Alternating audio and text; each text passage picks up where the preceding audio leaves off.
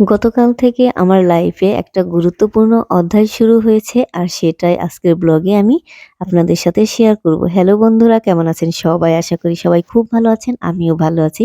এখন বাজে সকাল ৬টা, আমি ঘুম থেকে ঝটপট উঠে ঘর ঝাড়ু দিয়ে নিয়েছি। এখন আমি ভাত বসিয়ে দিয়েছি আর এখন আমি চলে যাব চানে। কারণ চান করে আমি আমার গপুকে ঘুম থেকে উঠিয়ে গপুর পুজো দেব। তো আমার চান করা শেষ। তো আমি এখন চলে যাব গপুর কাছে। প্রথমেই আমি গপুকে ঘুম থেকে তুলে নেব। এত ঠান্ডার ভেতরে আমি গপুর আরামের ঘুমটা এখন ভেঙে দেব। তো দেখুন আমার কত সুন্দর কিউট গপু। গপুর ঘুম ভেঙে গেছে। তো আমারও খুব ভালো লাগছে গপুকে সকাল, সকাল ঘুম থেকে তুলে। এখন আমি চলে যাব ছাদে কিছু ফুল আনতে, যেয়ে দেখি একটা পাখি বসে আছে। বিশ্বাস করেন ছাদে গিয়ে দেখি একটাও ফুল নেই। ফুল ছাড়াই আজকে পুজো দিতে হবে। তো ফুল ছাড়া পুজো দেওয়া গেলেও তুলসী পাতা ছাড়া তো আর পুজো দেওয়া যাবে না, তাই আমি কিছু তুলসী পাতা তুলে নিলাম। আর দেখুন বাহিরে কি পরিমাণ কুয়াশা পড়েছে, একদম অন্ধকার হয়ে গেছে। আমি চলে এসেছি ছাদ থেকে। এখন আমি আমার গপুকে চান করাবো। আমার গপুকে এখন আমি ঠান্ডা জলে চান করাবো। আমি নিজে কিন্তু গরম জল করে চান করে ফেলেছি। যাই হোক, আমার গপুকে বেশিক্ষণ সময় নিয়ে চান করাবো না। আমার গপুর চান করানো শেষ। আমি এখন গপুর গাটা ভালো করে মুছে তারপর একটা ড্রেস পরিয়ে দেব।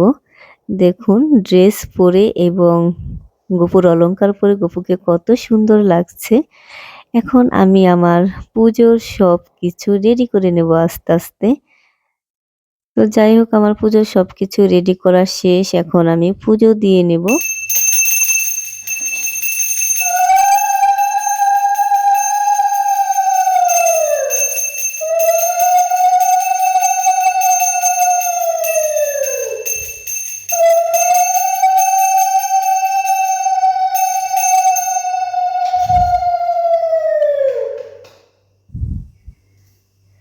আমার পুজো দেওয়া শেষ হয়ে গেছে।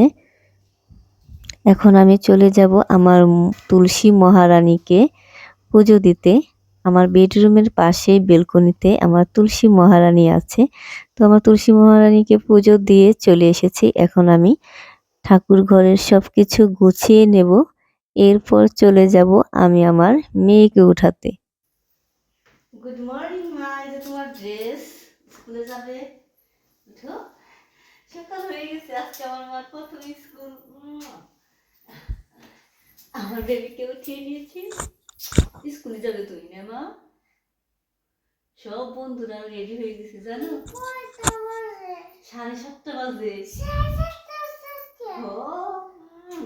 ভিডিও শুরুতে বলেছিলাম যে গতকাল থেকে আমার লাইফে একটা নতুন অধ্যায় শুরু হয়েছে। এই হলো সেই অধ্যায়। আজকে থেকে আমার মেয়ের স্কুল শুরু। মেয়েকে ওয়াশরুমে পাঠিয়ে আমি কিন্তু বিছানাটাও গুছিয়ে নিয়েছি।